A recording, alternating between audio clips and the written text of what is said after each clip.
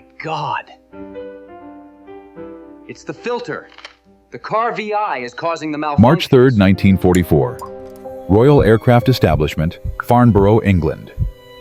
Flight Lieutenant David Sinclair stands in Laboratory Building 7, examining a small cylindrical component that will soon reveal one of World War II's most disturbing secrets. This unremarkable aluminum cylinder, barely 4 inches long and 2 inches in diameter, has been extracted from a crashed Messerschmitt Bf-109 G6 fighter recovered near Arnhem 2 weeks earlier. The component looks innocent. Standard issue equipment, present in every single German fighter and bomber aircraft flying over Europe. But this ordinary-looking filter is about to expose a nightmare scenario that will force British commanders to make one of the war's most morally complicated decisions. The device is an oxygen system purifier. Its job is simple, but absolutely critical. Remove carbon dioxide from exhaled breath. Allow pilots to breathe clean oxygen at high altitude. Without it, pilots would slowly poison themselves with their own exhalations during missions above 20,000 feet. The filter is life-supporting equipment. Standard technology. Nothing exotic. Every air force in the world uses identical systems. RAF pilots breathe through these filters. American pilots breathe through these filters. German pilots breathe through these filters. The technology is universal, proven safe, or so everyone believed.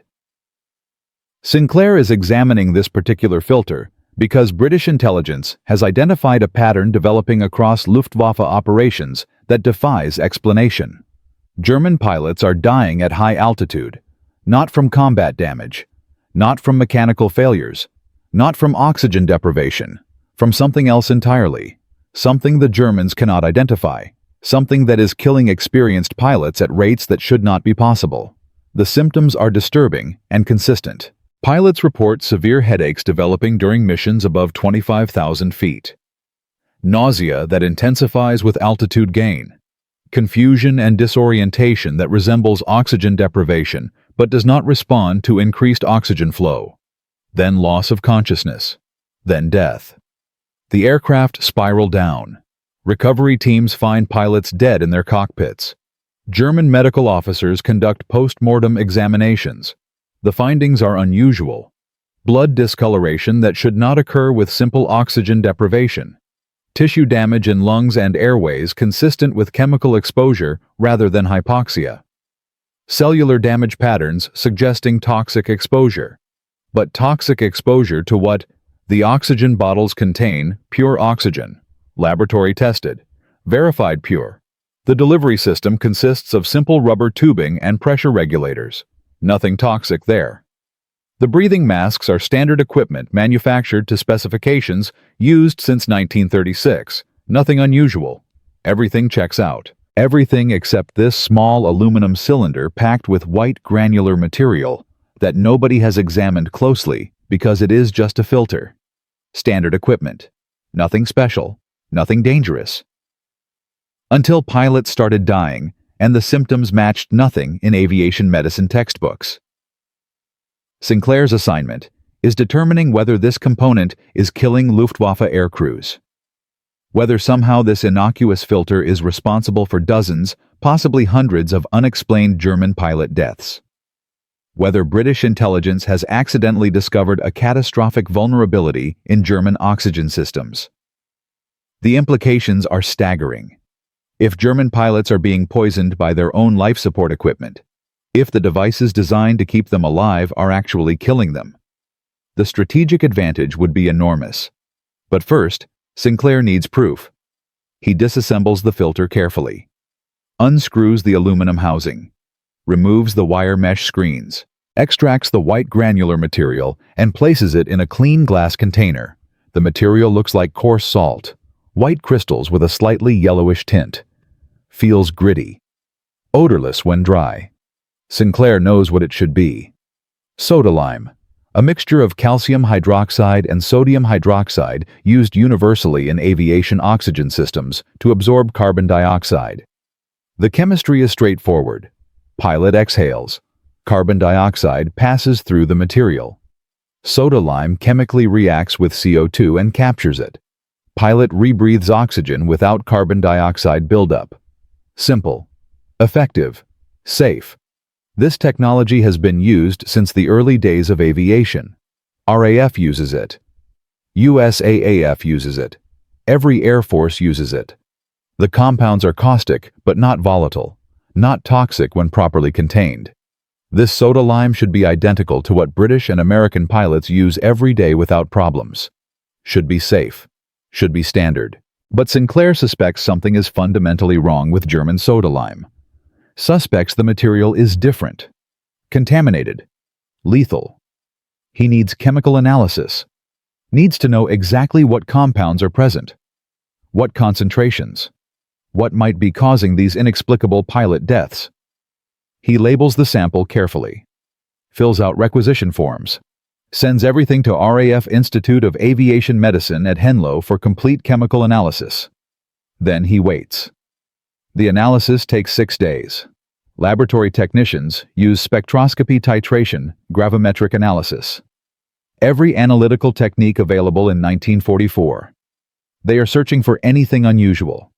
Anything that should not be present. Anything that might explain why German pilots are dying with symptoms that match nothing in medical literature. The report arrives March 9, 1944. 8 pages of dense technical analysis. Chemical formulas. Concentration measurements.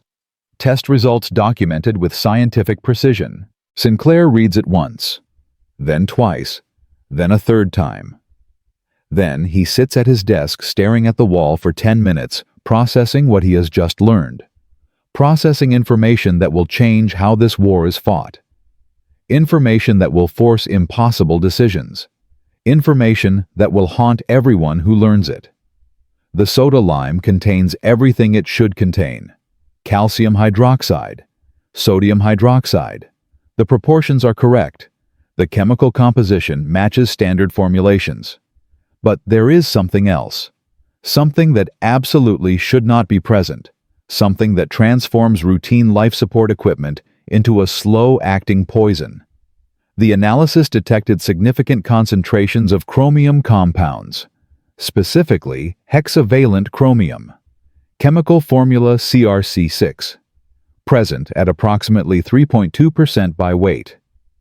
Hexavalent chromium is not supposed to be in soda lime, is not part of standard formulation, is not necessary for CO2 absorption, provides no benefit whatsoever. What hexavalent chromium is, what it does is kill people. The compound is extremely toxic, highly carcinogenic, causes severe respiratory damage, interferes with cellular respiration, damages DNA, destroys cells, and it is present in German oxygen purifiers at 3% concentration in equipment that pilots breathe through for hours during every high-altitude mission. 3% sounds small. Sounds like trace contamination. Like something that might be ignored. It is not small. 3% means 30 grams per kilogram. 30,000 parts per million.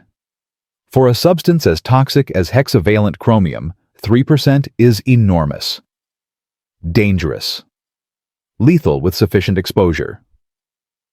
Sinclair understands immediately what this means. Understands the implications. Understands why German pilots are dying mysteriously. German pilots are being poisoned by their oxygen systems. The equipment designed to keep them alive at high altitude is killing them.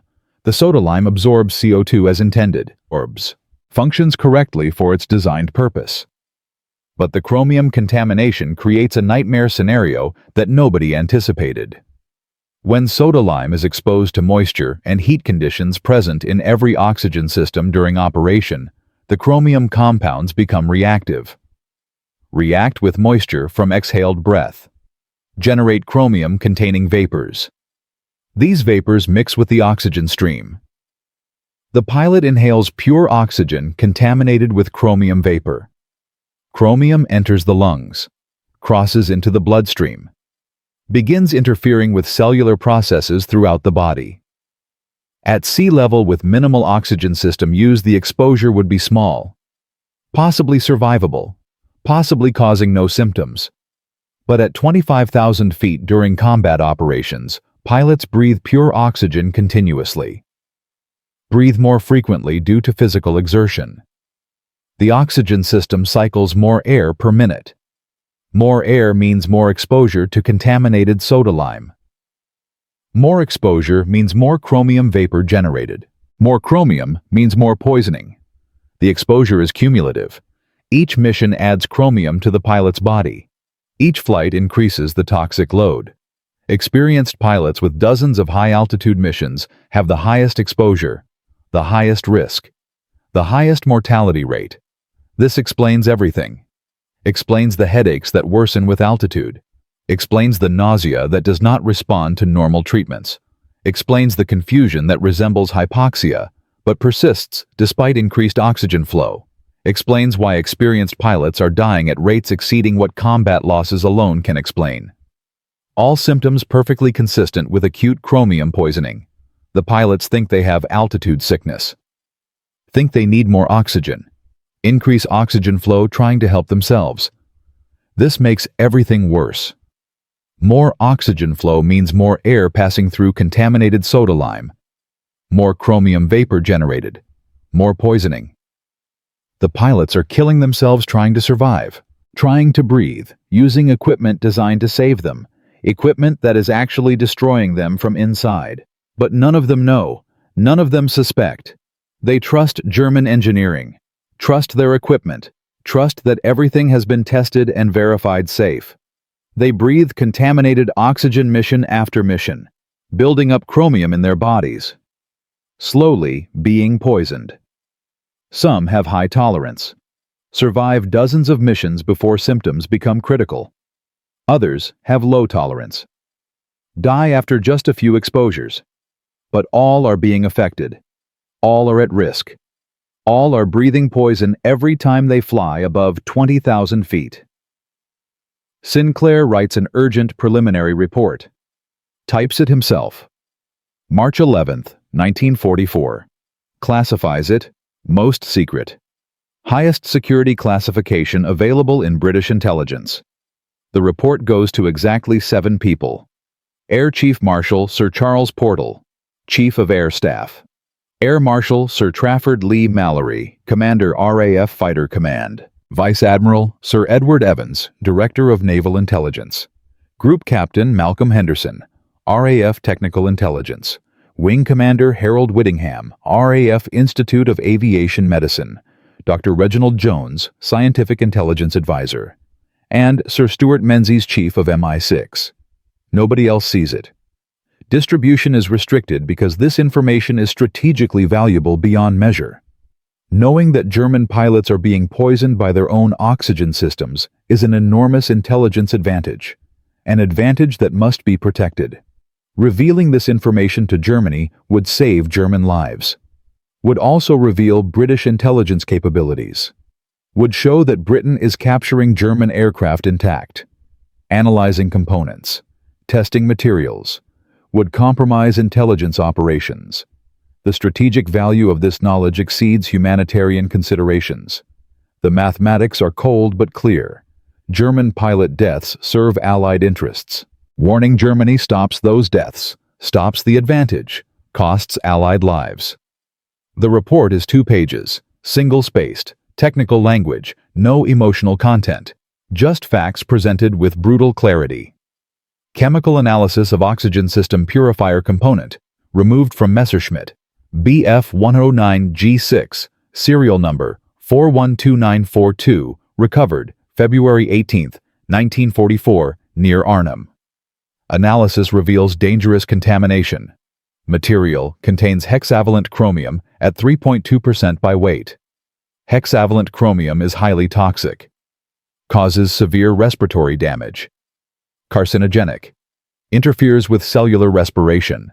At operational altitude, oxygen system conditions promote chromium vapor generation. Pilots breathing these vapors experience acute chromium poisoning.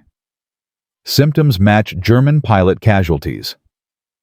Preliminary conclusion states that German Luftwaffe oxygen purifiers contain contaminated soda lime poisoning pilots during high-altitude operations.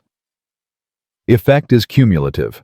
Experienced pilots with multiple missions have highest exposure and mortality risk.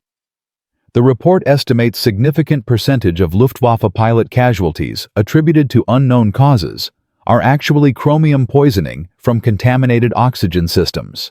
Recommends immediate verification through analysis of additional captured aircraft. Recommends assessment of strategic exploitation options. How this knowledge can be used. How German deaths can serve Allied victory. Signed Flight Lieutenant D. Sinclair, RAF Technical Intelligence Section. The report reaches Portal's desk March 12th at 0800 hours. He reads it before his morning briefing. Reads it again during the briefing while other officers discuss routine operations. Cancels his afternoon appointments. Calls emergency meeting for March 15th. Location Air Ministry, Whitehall. Attendance mandatory for all report recipients. This is not routine intelligence. This is information that will force decisions nobody wants to make. Decisions about life and death, about enemy suffering, about strategic advantage purchased with human lives. But that meeting, those decisions, those impossible moral calculations, they belong to. Part 2 of this story. Right now, we leave Sinclair in his laboratory, staring at white granular material that contains death. Knowing what he has discovered. Knowing what it means. Knowing that hundreds of German pilots are breathing poison every day. Knowing that this knowledge will force British commanders to choose between saving enemy lives and winning the war. And wondering which choice they will make. Which choice is right. Whether there even is a right choice. When war forces mathematics that measure human lives against strategic advantage, and the only certainty is that people will die regardless of what decision is made. The only question being whose death serves whose purpose and whether preventing deaths that could be prevented is mercy or strategic foolishness. When those deaths weaken the enemy and strengthen your own forces. And victory requires cold calculation rather than humanitarian impulse. Because war is not about fairness or mercy, but about winning. And sometimes winning requires allowing deaths that could be stopped because stopping them costs more lives on your own side. And that mathematics, cold and ruthless and undeniable, becomes the only logic that matters when survival itself hangs in the balance, and commanders must choose not between good options and bad options, but between terrible options and slightly less terrible options where every choice leads to death. And the question becomes only whose death and how many, and whether those deaths serve victory, or merely satisfy conscience, which saves nobody when the war is lost. Sinclair discovered hexavalent chromium contamination in German soda lime at 3.2% concentration.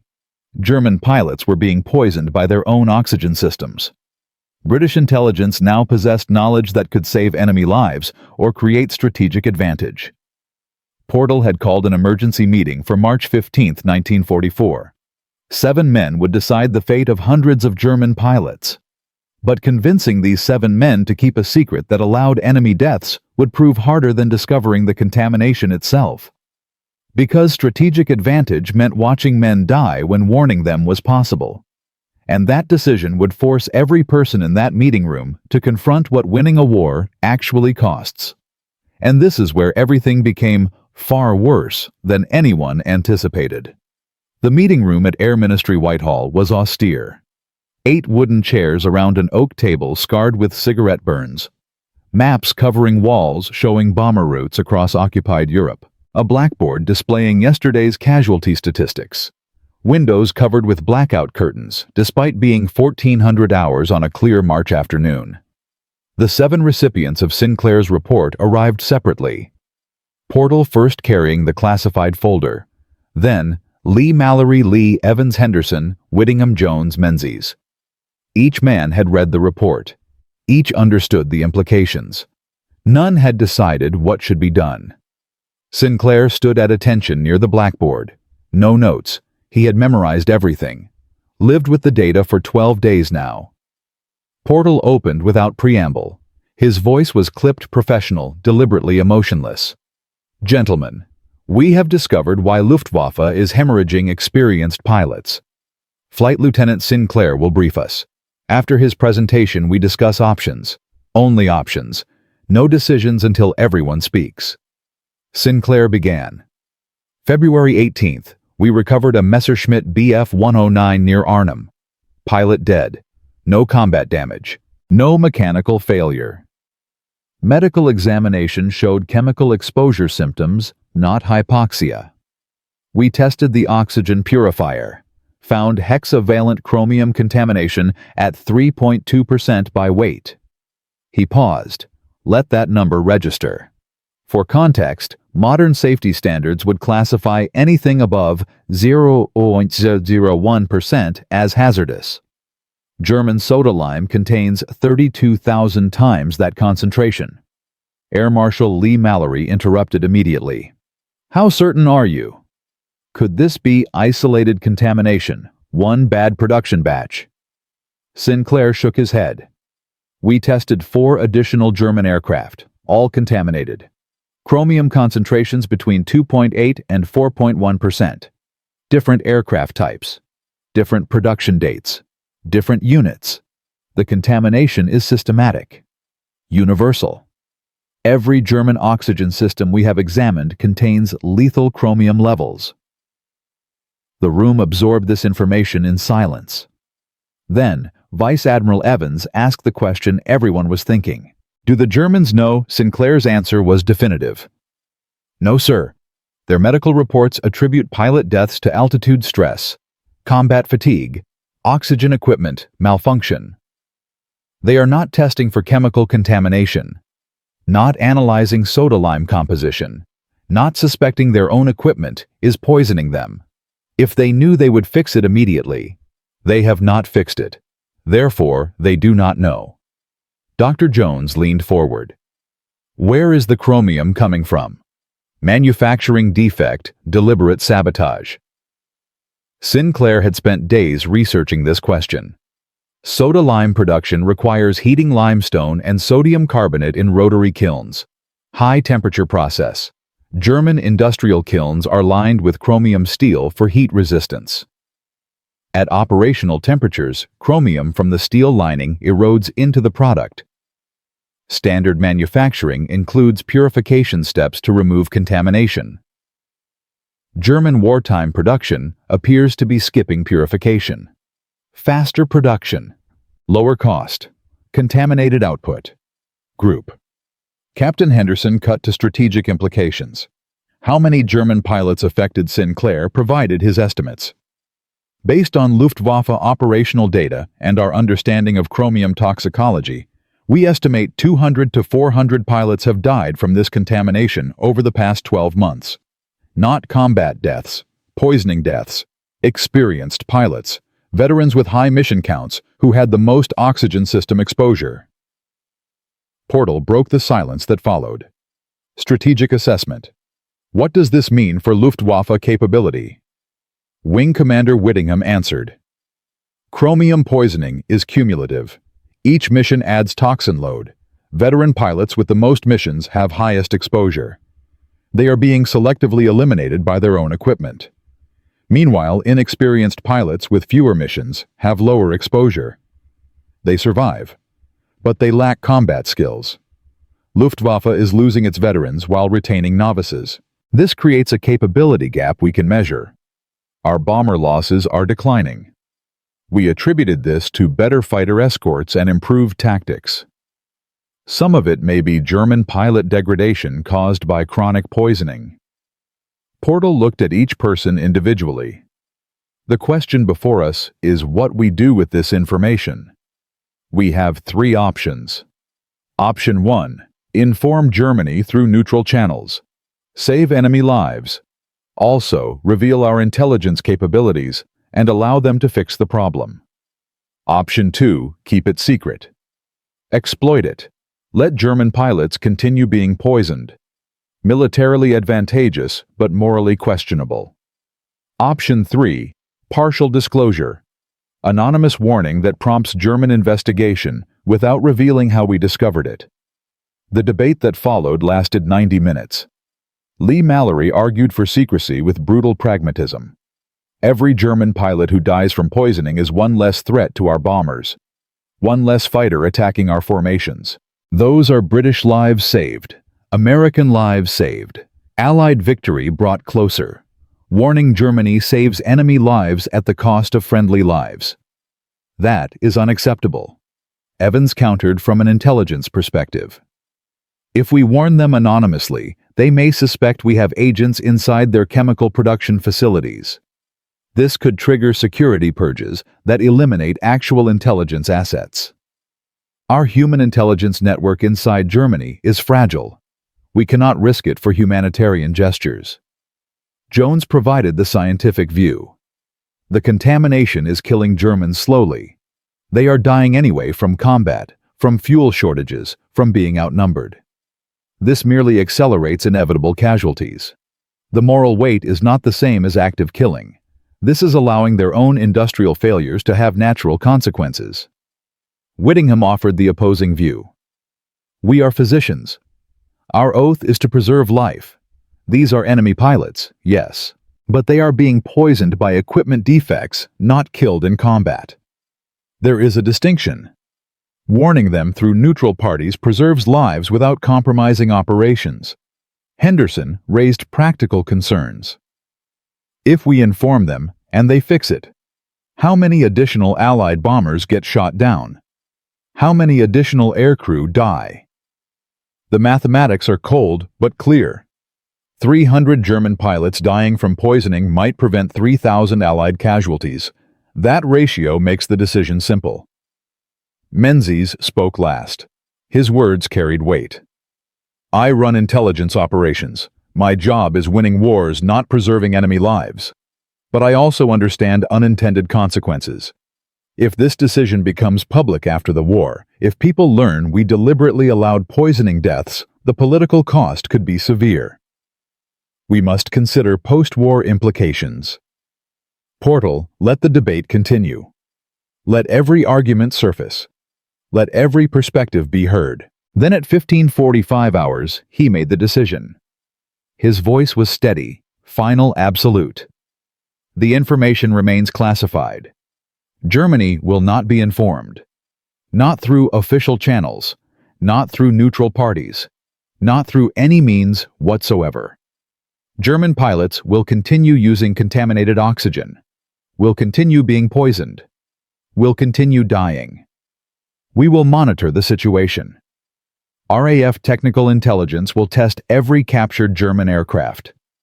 Assess contamination levels. Track impact on Luftwaffe effectiveness. But we will not warn them. This decision is made for strategic military necessity. But that decision, that cold calculation, created an unexpected problem nobody in that room anticipated. Because keeping secrets requires more than just classification stamps and locked safes. It requires controlling information flow. Requires ensuring nobody outside that room ever learns what British intelligence discovered. And when additional German aircraft were captured and analyzed, when more oxygen systems were tested and confirmed contaminated, when the pattern became undeniable, people started asking questions. People who had not been in that March 15th meeting. People who did not understand the strategic calculus.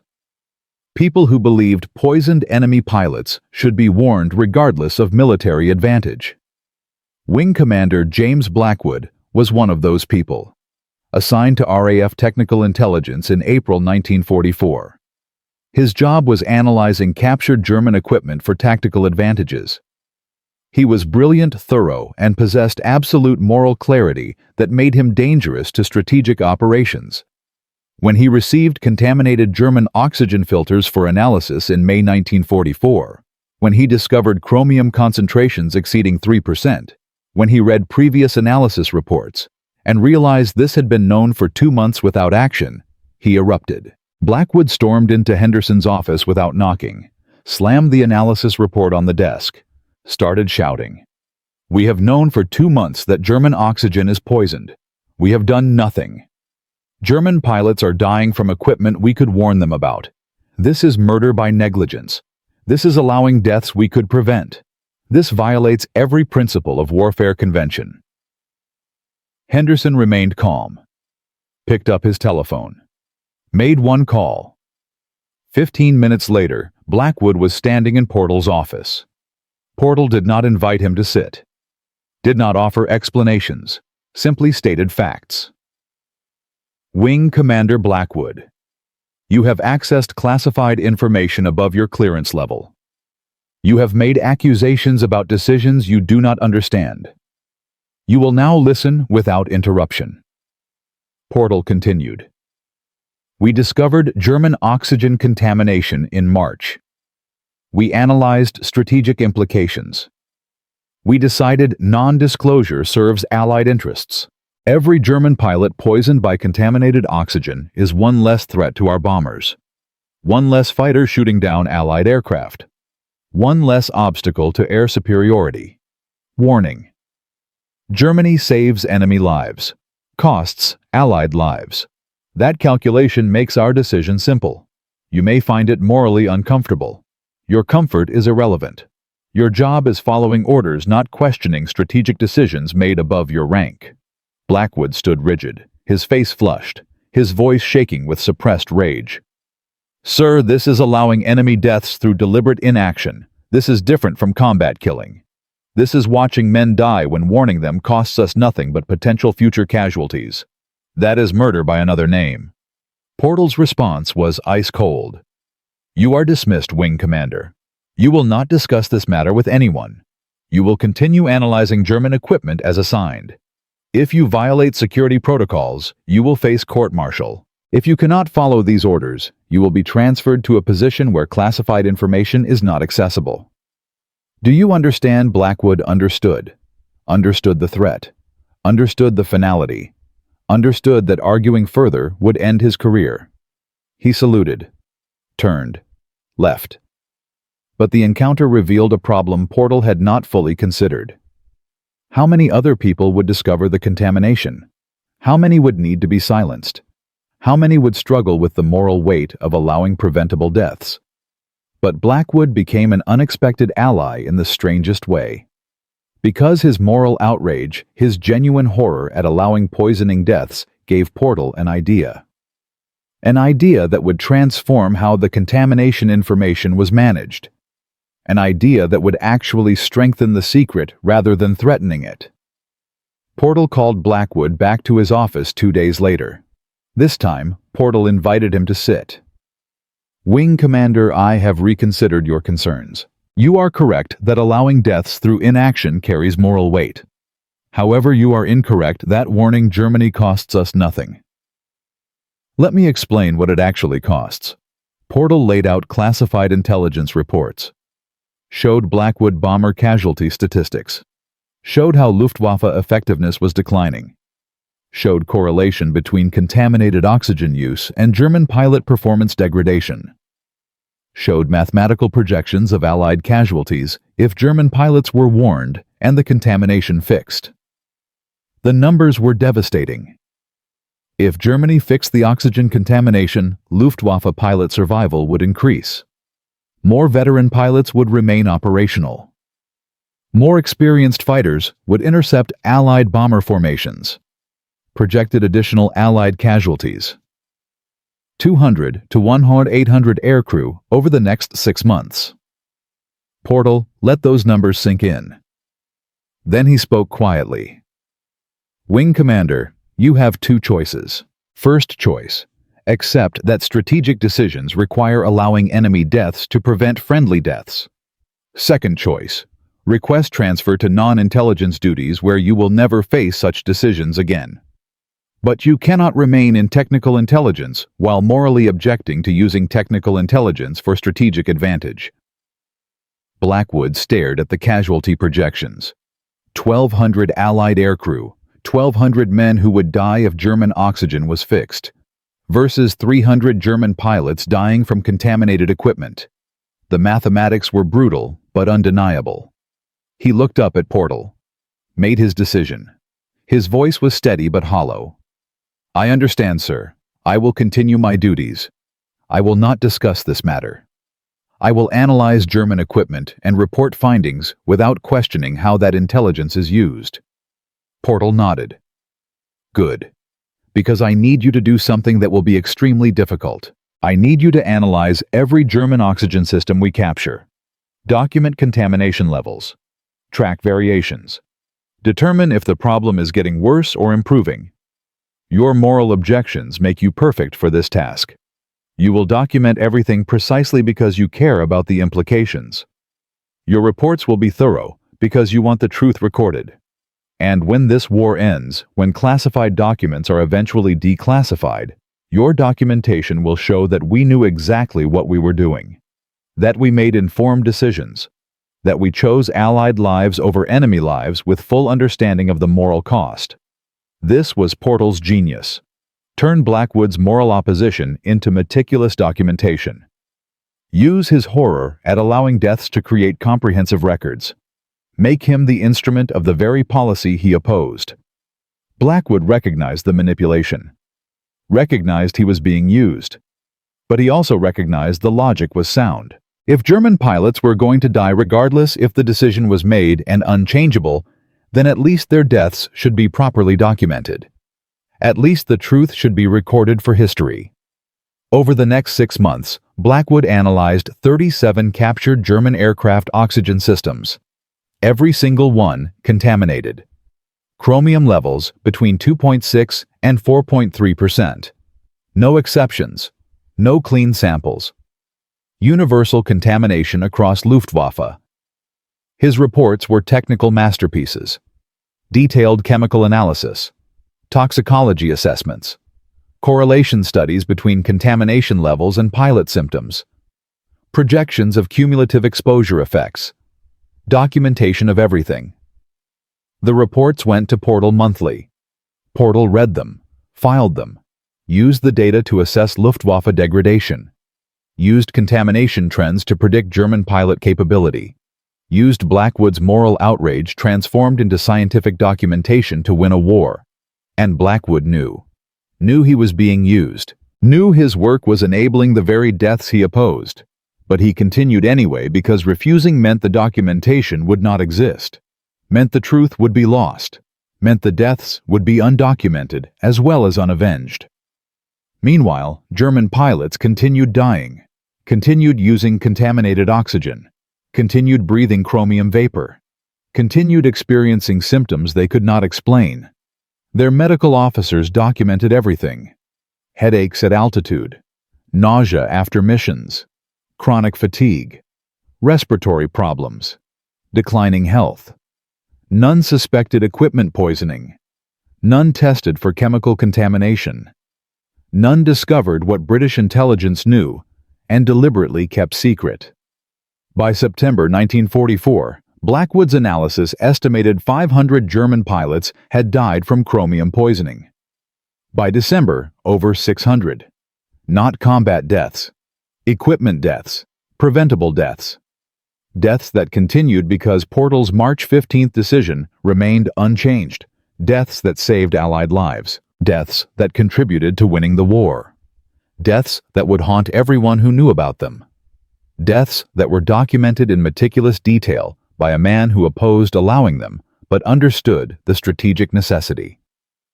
And now, as winter approached and Allied forces pressed deeper into Europe, as German resistance stiffened and casualties mounted on both sides, a new problem emerged that nobody anticipated. Because secrets do not stay secret forever. Because information leaks. Because people talk. And when rumors began circulating in late 1944 that British intelligence had discovered something devastating about German oxygen systems, when whispers reached German intelligence services, when Luftwaffe Command started investigating unexplained pilot deaths. More carefully, the strategic advantage Britain had gained was suddenly at risk. The contamination might be discovered by Germany. The secret might be exposed. And if German chemical engineers began testing their own soda lime, if they found the chromium contamination themselves, if they fixed the problem without ever knowing. British intelligence had been watching German pilots die for 9 months. Then all those deaths, all that moral weight, all that strategic advantage purchased with enemy lives, would suddenly mean nothing, because the advantage would disappear anyway. The war was entering its final phase. Germany was collapsing. But dying empires are dangerous. And what happened when German intelligence finally learned the truth about contaminated oxygen would test every decision Portal had made, would determine whether allowing those deaths achieved anything, would reveal whether strategic mathematics that traded enemy lives for friendly lives actually worked when war entered its endgame. And that truth, that terrible revelation, would arrive in February 1945 in a way nobody predicted, when a German chemist in a laboratory in Berlin would make a discovery that changed everything. When sides would shift and secrets would surface and the entire calculation would be thrown into chaos. Because this is war. And in war, nothing stays secret forever. And the real battle was just beginning. British intelligence discovered German oxygen contamination in March 1944. Portal decided to keep it secret. Let German pilots die from chromium poisoning. Strategic advantage over humanitarian concerns. Blackwood documented everything, despite moral opposition. 600 German pilots dead by December 1944 from contaminated equipment they trusted. But in February 1945, when rumors reached German intelligence services, when Luftwaffe Command began investigating unexplained pilot casualties more systematically, the carefully guarded secret started cracking. And now this was no longer about documentation and moral calculations. This was about what happens when the enemy discovers they have been poisoned, when they learn their own equipment has been killing them, when they realize British intelligence knew and said nothing. This was about strategic advantage collapsing into strategic nightmare. February 7, 1945. German Chemical Research Institute, Berlin. Dr. Heinrich Müller, industrial chemist assigned to aviation supply quality control, received an unusual directive from Luftwaffe Medical Command. Test oxygen purifier soda lime for chemical contamination. The directive was specific, urgent, unprecedented. Medical officers had been correlating pilot symptoms for months. Headaches at altitude, respiratory problems, chronic fatigue. Symptoms that did not match hypoxia, did not match known aviation medicine conditions, matched something else, chemical exposure possibly. The medical reports requested immediate analysis of oxygen system components. Muller obtained soda lime samples from 3 different production facilities: IG, Farben Leverkusen, Degussa, Frankfurt, Hoechst Mainz. Standard materials used in Luftwaffe oxygen systems since 1941. He conducted spectroscopic analysis, chemical composition testing, heavy metal contamination screening. What he discovered made him repeat the tests 3 times because the results seemed impossible. Hexavalent chromium concentrations averaging 3.4% by weight. Lethal contamination, present in every sample, every production facility. Universal across German oxygen supply chain. Muller understood immediately what this meant. German pilots had been breathing chromium vapor for years, poisoned by their own equipment, killed by industrial contamination nobody had tested for. He wrote an emergency report, delivered it personally to Luftwaffe Technical Command, February 9th. The report caused immediate crisis. Within 24 hours, Hermann Göring ordered complete investigation. Oxygen systems from operational aircraft were pulled and tested.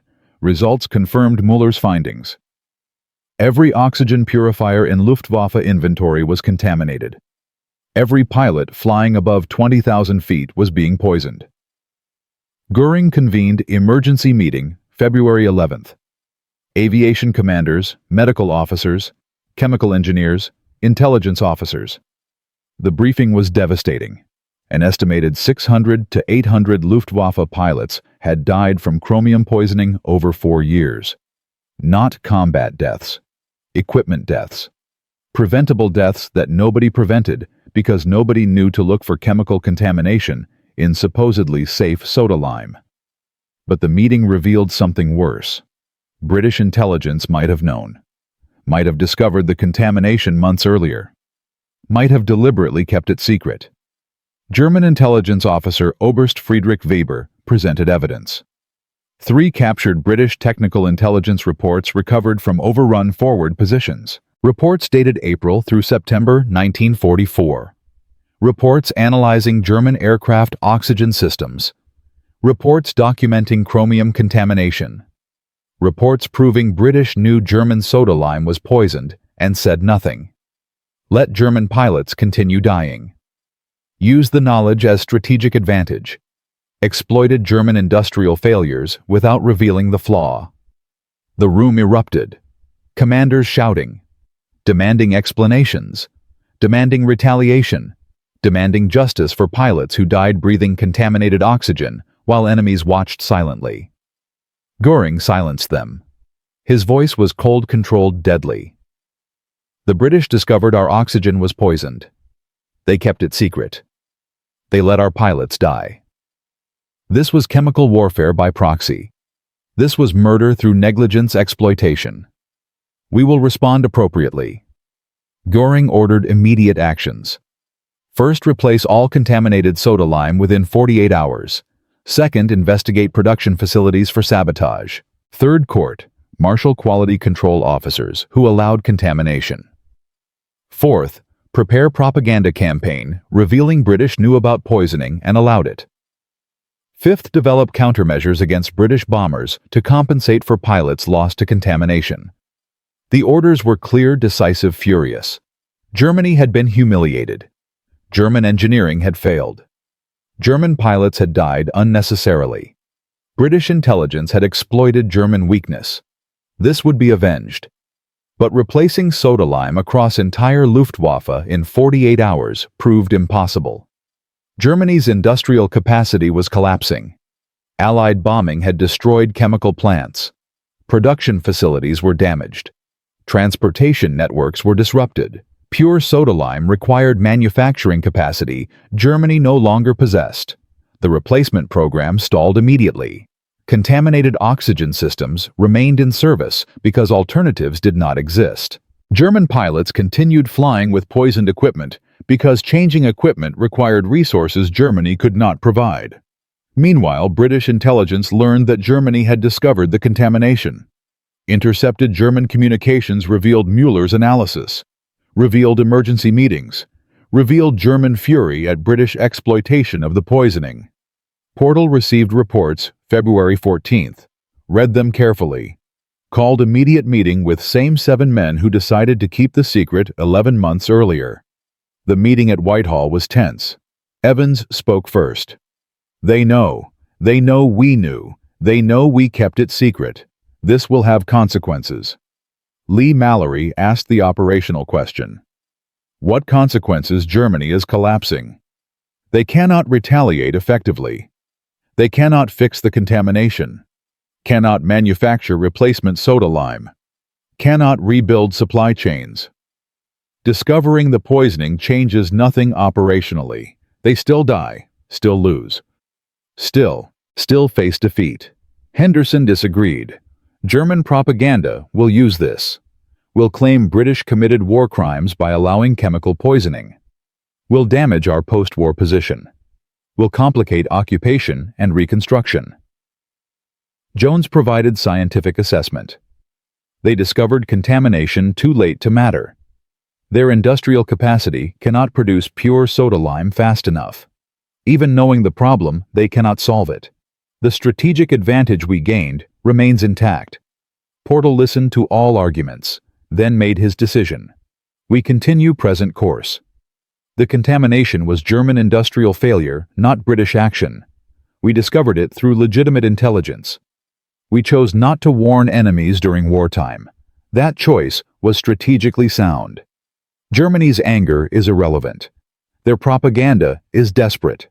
We will not apologize. We will not explain. We will continue documenting contamination levels in captured aircraft, and we will use this intelligence until Germany surrenders.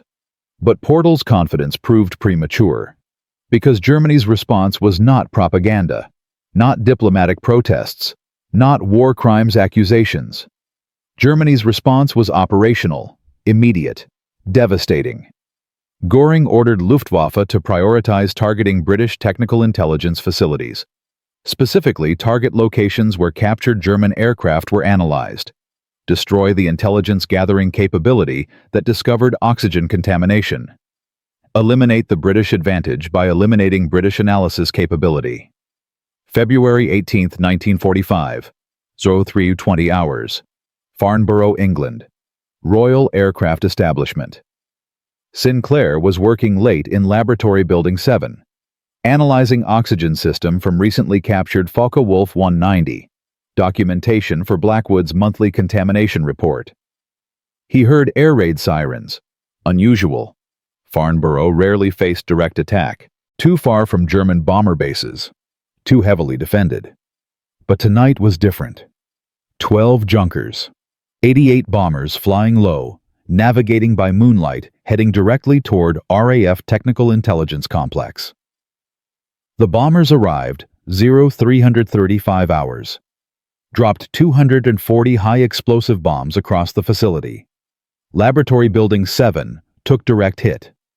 Sinclair died instantly, crushed under collapsing concrete. 3 other technical intelligence officers killed, 17 wounded, critical analysis equipment destroyed, months of research documentation burned. German bombers escaped into darkness before RAF fighters could intercept. The attack was precise, targeted, revenge for 11 months of silence about contaminated oxygen. Henderson stood in the rubble February 19th morning, looked at destroyed laboratories, looked at where Sinclair died, doing the work Henderson ordered. Understood that Portal's decision had consequences, that keeping secrets about poisoning created enemies who retaliated, that strategic calculations sometimes produce unexpected costs. 4 British officers dead. Facility destroyed. Intelligence capability degraded. All because Germany learned that Britain knew about contamination and said nothing. But Henderson also understood something else. Understood that even with Farnborough damaged, even with Sinclair dead, even with analysis capability reduced, the strategic advantage remained. Because Germany still could not fix the contamination, still could not produce pure soda lime, still faced collapsing industrial infrastructure. The bombing was revenge, not reversal. Killed British personnel, but did not save German pilots. Changed nothing operationally. Proved only that Germany was furious and powerless. Portal received Henderson's damage assessment February 20th. Read about Sinclair's death. Read about facility destruction. Read that German bombing achieved tactical success, but strategic failure. Portal wrote one sentence in his diary that night: private thoughts never meant for official record. Sinclair discovered the contamination. Germany's response killed him. War consumes everyone eventually. The sentence was not remorse, not regret, just acknowledgement. War produces casualties. Some from combat, some from intelligence work. All equally dead. All equally necessary for victory. Meanwhile, Blackwood continued his documentation work from temporary facilities. Continued analyzing captured German oxygen systems. Continued finding chromium contamination in every sample, despite German awareness and replacement efforts. His March 1945 report documented contamination levels unchanged from previous months. German production facilities still outputting poisoned soda lime. German pilots still breathing contaminated oxygen. German casualties still including poisoning deaths alongside combat losses. Nothing had changed except German knowledge. Knowledge without capability to act was useless. April 1945. Allied forces advanced deep into Germany, captured additional Luftwaffe bases, recovered more aircraft, tested more oxygen systems. Results consistent. Chromium contamination persisted until the absolute end. The last German fighter tested, captured May 3, 1945, 5 days before German surrender, contained soda lime with 3.1% hexavalent chromium. 4 years of war. 4 years of poisoning. 4 years of German pilots breathing contaminated oxygen because German industrial production sacrificed purity for speed. British intelligence discovered it, kept it secret. Germany eventually learned, could not fix it, lost anyway. Final accounting conducted June 1945, Estimated total impact. Approximately 700 German pilots died from chromium poisoning between 1941 and 1945. Another 2,400 suffered chronic health effects. Reduced combat effectiveness across Luftwaffe. Contributed to German inability to maintain air superiority. Created strategic advantage for Allied bombing campaigns. Saved an estimated 800 to 1,200 Allied bomber crew lives by reducing German fighter effectiveness. The mathematics portal calculated in March 1944 proved accurate. 700 German deaths produced over 1,000 Allied lives saved. Cold numbers, strategic success, moral complexity. But the story did not end with German surrender. Did not end with victory. Did not end with calculating casualties and declaring success. Because wars end. Documents get declassified. Secrets get revealed. People learn what their governments did, what decisions were made, what costs were accepted. And when British government declassified Portal's March 15, 1944 decision in 1992, when historians learned that Britain discovered German oxygen contamination and kept it secret, when the world understood that British intelligence allowed hundreds of German pilots to die from preventable poisoning. The reaction was not celebration of strategic brilliance. The reaction was horror. German veterans groups demanded apologies, demanded acknowledgement that Britain committed war crimes through deliberate inaction, demanded compensation for pilots who died and survivors who suffered chronic health effects. British government refused all demands. Stated that wartime intelligence decisions were made for military necessity, that choosing not to warn enemies was legitimate strategy, that Germany's industrial failures were Germany's responsibility, that Britain had no obligation to protect enemy lives during wartime. The position was legally sound, morally complicated, politically uncomfortable. Hartmann, the ace who survived with chronic respiratory problems, gave interviews describing his reaction to learning the truth, describing how he felt knowing British intelligence could have warned him, could have saved his health, chose not to because his suffering served their interests. His words were not angry, not vengeful, just sad, just disappointed that war created situations where allowing suffering became strategy, where preventing deaths became disadvantage, where humanity was sacrificed to mathematics. Blackwood, who documented everything while opposing the policy, never spoke publicly about his role. Declined all interview requests. Refused to explain his reports or justify his work.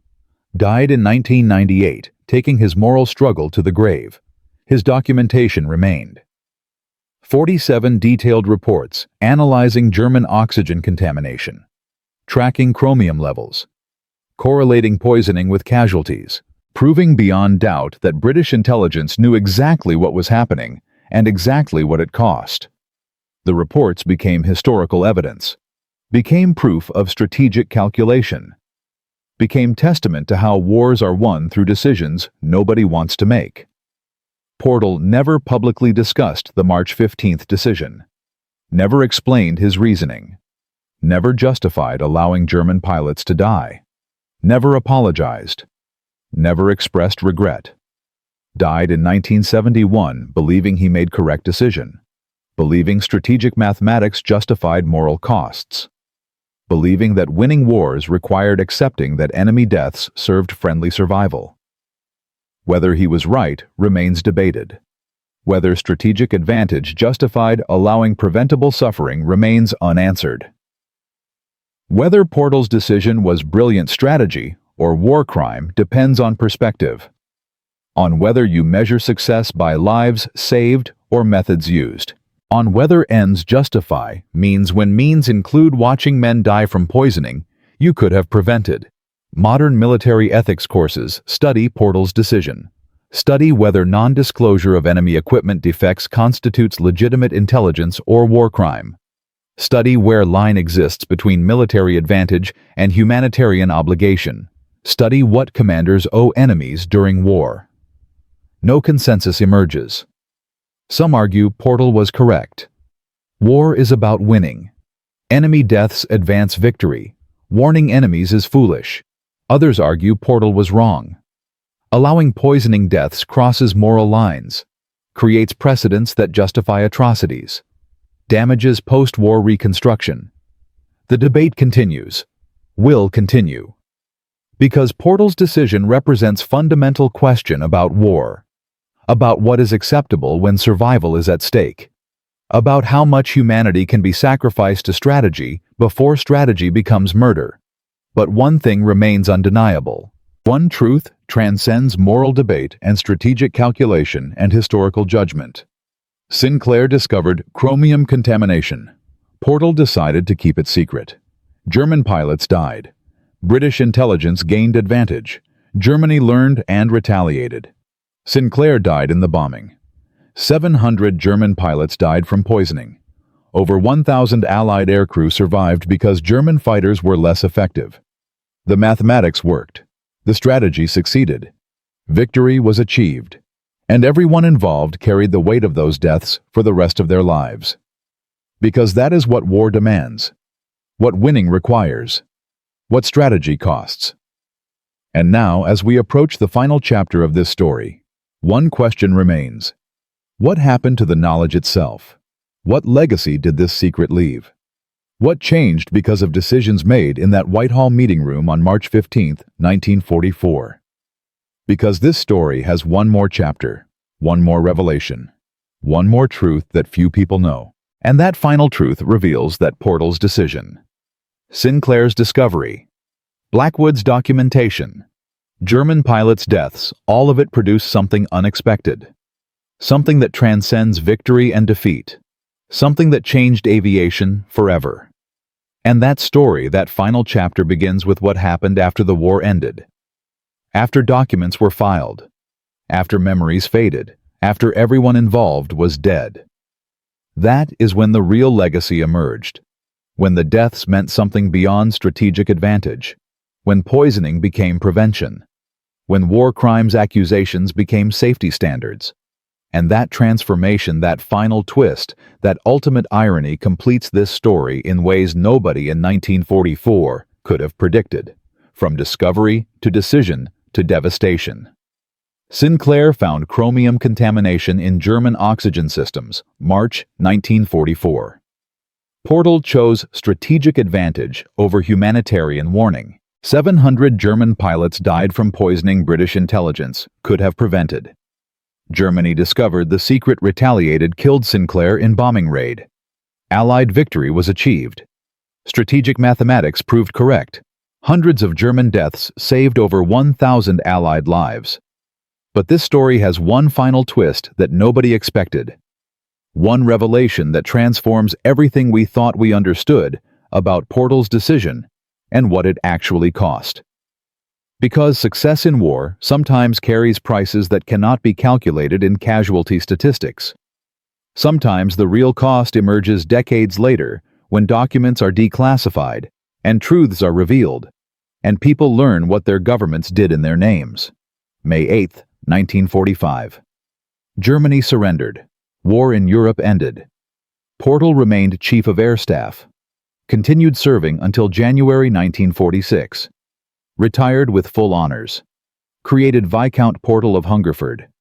Awarded Order of Merit. Recognized as one of Britain's greatest military leaders. His wartime decisions were classified. His March 15, 1944 decision about German oxygen contamination remained secret. Nobody outside that meeting room knew. Nobody questioned. Nobody challenged. Portal lived with the decision privately. Never discussed it. Never explained it. Never justified allowing hundreds of German pilots to die from preventable poisoning. Portal died October 22, 1971, at age 78. His obituaries praised his strategic brilliance, praised his leadership during Britain's darkest hours, praised his role in achieving Allied victory. None mentioned German oxygen contamination. None mentioned his decision to keep it secret. None mentioned the moral weight he carried for 27 years. The decision remained classified, remained hidden. remained unknown until declassification in 1992, 21 years after his death. Blackwood, who documented everything while opposing the policy, survived the war, returned to civilian life, became university chemistry professor, taught students about analytical methods and scientific ethics. Never mentioned his wartime work. Never discussed the oxygen contamination reports he wrote. Never revealed that he documented German pilot poisoning while believing it was morally wrong. His students knew him as gentle, principled, deeply troubled by something he refused to explain. He died 1998 without ever publicly discussing his role. His 47 contamination analysis reports remained classified until 2008. By then, everyone who made the decision was dead. Henderson survived. Continued RAF intelligence work until 1952. Watched Farnborough rebuilt. Watched Laboratory Building 7 reconstructed where Sinclair died. Never forgot that German bombing raid was retaliation for British silence about poisoning. Never forgot that keeping strategic secrets sometimes costs lives of the people who discover those secrets. Henderson retired quietly, died 1987. Left no memoirs, left no explanations, left only classified reports documenting his role in exploitation of German equipment failures. The other decision-makers followed similar paths. Lee Mallory died 1944 in aircraft accident. Evans retired 1948. Jones continued scientific advisory work until 1963. Whittingham practiced aviation medicine until retirement. Menes ran MI6 until 1952. All maintained secrecy about the March 15th decision. All took the knowledge to their graves. All died before declassification revealed what they decided and what it cost. But the real tragedy was not these men carrying secret guilt. The real tragedy was the German pilots and their families who never knew the truth until decades too late. Hartmann lived with chronic respiratory problems his entire life. Believed it was consequence of combat stress and Soviet imprisonment. Only learned about chromium poisoning in the 1980s when British documents began declassification. Learned that his health was destroyed by contaminated oxygen. Learned that British intelligence knew and kept silent. Learned that his suffering served enemy strategic interests. He died 1993, still struggling with what that knowledge meant. Stigler learned the truth. 1989. Read magazine article about declassified intelligence. Understood immediately why his lungs never recovered, why he suffered chronic illness for 44 years after the war ended, why breathing was difficult his entire adult life. The chromium was still in his body, still damaging cells, still there because German soda lime was contaminated and British intelligence kept it secret. Stigler wrote letters to British government requesting acknowledgement, requesting apology, requesting recognition that British silence caused his suffering. Britain refused. Stated that wartime intelligence decisions were not subject to post-war moral judgments. Stigler died 1996 without receiving acknowledgement he sought. Hundreds of other German pilots and their families learned similar truths. Learned that mysterious deaths in 1943 and 1944 were not combat losses. Were poisoning deaths, preventable deaths. Deaths that British intelligence could have stopped by simple warning. Deaths that continued because strategic advantage mattered more than enemy lives. The knowledge created pain that transcended war, created anger that persisted decades after peace, created moral questions that remained unanswered because everyone who made the decision was dead before the questions could be asked. But Disan Thuksu Koportal's decision was not about guilt or anger or unanswered questions. The real legacy emerged in unexpected ways that nobody in 1944 could have predicted. Because Sinclair's discovery and Portal's decision to keep it secret, and Blackwood's meticulous documentation created something that transcended wartime strategy. Created knowledge about how industrial contamination kills. Created understanding of chromium toxicology. Created awareness that oxygen system purity matters. created recognition that aviation life support equipment requires rigorous testing. After the war, aviation engineers studied German oxygen contamination, studied exactly how chromium poisoning killed pilots, studied exposure pathways and cumulative effects and symptom progression, used that knowledge to establish new manufacturing standards, established purity requirements for soda lime production, established testing protocols to detect heavy metal contamination, established quality control procedures to prevent industrial shortcuts that sacrifice safety for speed. These standards became RAF requirements first, then NATO requirements, then International Civil Aviation Organization requirements, then global aviation standards that every country adopted. Modern soda lime used in aviation oxygen systems worldwide is manufactured to purity standards that exist because engineers studied how German contamination killed pilots in World War II. Current standards require chromium levels below 1 part per million, 1,000 times purer than German wartime soda lime. Every production batch is tested. Every shipment is verified. Every installation is documented. The testing exists because Sinclair discovered contamination, because Blackwood documented it, because German pilots died from it, because their deaths taught lessons that saved future lives. Between 1950 and 2024, an estimated 50 million pilots have flown aircraft using oxygen systems with soda lime filters manufactured to standards derived from studying German contamination. 0 deaths from chromium poisoning have occurred in commercial or military aviation since these standards were implemented. 0, because the knowledge purchased with German pilot deaths in World War II created prevention standards that protected everyone who came after. 50 million pilots breathed clean oxygen because 700 German pilots breathed contaminated oxygen and died, and their deaths were studied and lessons were learned. This is the impossible mathematics of war legacy. 700 deaths in 1941 to 1945 prevented 50 million potential deaths over 75 years.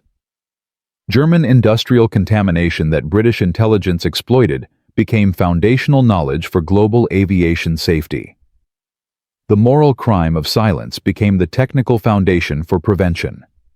The strategic decision that caused suffering saved exponentially more lives through the standards it eventually produced. Whether this justifies Portal's decision remains debatable. Whether saving future lives redeems allowing past deaths remains unresolved. But the legacy is undeniable. German pilots died. Their deaths were studied. That study created knowledge. That knowledge created standards. Those standards saved everyone who came after. But the lesson extends far beyond aviation oxygen systems and chromium contamination and World War II strategic decisions. The deeper lesson is about how innovation emerges from catastrophe, how understanding grows from tragedy, how protection develops from loss. Sinclair was not trying to save future lives when he discovered contamination. He was trying to understand why German pilots were dying. Portal was not trying to create aviation safety standards when he decided to keep the secret. He was trying to win a war. Blackwood was not trying to establish testing protocols when he documented contamination. He was trying to record truth despite moral opposition. None of them intended the legacy their actions created. None of them predicted that German pilot deaths would lead to global safety standards. None of them understood that keeping a secret about wartime poisoning would eventually protect millions of peacetime pilots. The legacy emerged unintended. Emerged from decisions made for completely different reasons. Emerged because someone discovered something, and someone documented it, and someone studied it, and someone learned from it, and someone applied that learning to create standards that protected everyone else. This pattern repeats throughout military history. Catastrophic failures, studied carefully, produce innovations that prevent future catastrophes. World War I gas warfare led to chemical weapons conventions and protective equipment development. World War II radar development led to modern air traffic control. Vietnam helicopter losses led to improved crash survivability standards. Every disaster contains lessons if someone studies it carefully enough. Every tragedy creates knowledge if someone documents it thoroughly enough. Every death teaches something if someone learns from it honestly enough. The Germans who died from chromium poisoning did not die for a purpose, did not sacrifice themselves knowingly, did not choose to become lessons for future generations. They died because industrial production was contaminated and their equipment was poisoned, and their government did not test carefully enough, and enemy intelligence discovered it and exploited it.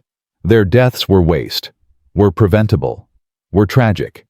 But their deaths also became data, became case studies, became foundational knowledge for standards that protected 50 million people over 75 years. This does not redeem their deaths, does not justify Portal's decision, does not erase the moral complexity, but it does mean their deaths produced legacy beyond strategic advantage, produced meaning beyond wartime calculations, produced protection for people they never knew in wars that had not yet been fought, and peacetime that had not yet arrived. And there is one final detail that most people never learn. One connection that completes this story in unexpected ways. When Sinclair discovered chromium contamination, March 1944, when he sent samples to RAF Institute of Aviation Medicine for analysis, the laboratory technician who conducted that analysis was named Margaret Whitfield. She was 23 years old, chemical analyst, recruited from university to support war effort. Her spectroscopy work detected hexavalent chromium at 3.2% concentration. Her analysis report provided data that informed Portal's decision. She never knew what happened with her findings, never knew her analysis contributed to decision that allowed hundreds of deaths, never knew her technical work became classified intelligence. Whitfield survived the war, continued chemistry career, became researcher in industrial safety, specialized in occupational exposure to toxic metals, published papers on chromium toxicity, advocated for workplace safety standards, helped establish protocols for detecting heavy metal contamination in manufacturing, never connected her wartime analysis work with her peacetime safety advocacy, never realized that her 1944 detection of chromium in German soda lime and her 1960s work establishing chromium exposure limits were part of same story. Never understood that the contamination she detected during war became the hazard she prevented after war. Whitfield died 2003 at age 82. Her obituary mentioned her contributions to industrial safety standards, mentioned her research on metal toxicity, did not mention her wartime analysis of German oxygen systems, did not mention that she was the person who actually discovered the contamination that Sinclair reported and Portal decided to keep secret and Blackwood documented for 11 months. She was invisible in the story, unnamed in the classified reports, unrecognized in the historical record. Just a laboratory technician who ran some tests and wrote a report and never knew it changed anything. But her tests did change things. Her analysis was accurate. Her report was precise. Her data was reliable. Her work made Portal's decision possible, made Blackwood's documentation credible, made the entire strategic exploitation feasible. Without Whitfield's careful analysis, the contamination might have been dismissed as measurement error. Without her detailed report, the decision could not have been made confidently. Without her technical competence, the secret would not have been kept because the evidence would not have been convincing.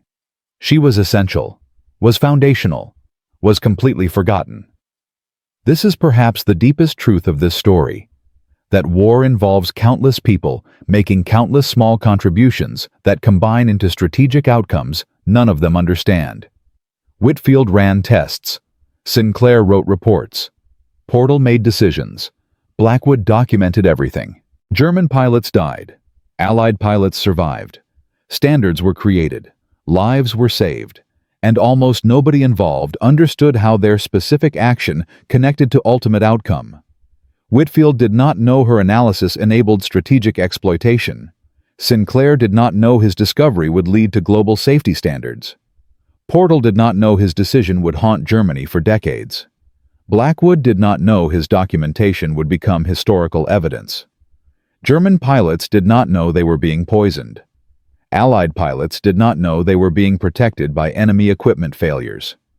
Everyone acted. Nobody fully understood. And from that incomplete understanding emerged consequences that shaped aviation safety for 75 years. Emerged legacy that transcended wartime strategy. Emerged lessons that protected millions of people who never knew they were protected. This is how history actually works. Not through grand plans and clear intentions. Through thousands of small actions by people who do not understand how their work connects to anything larger. Through discoveries and decisions and documentation and death.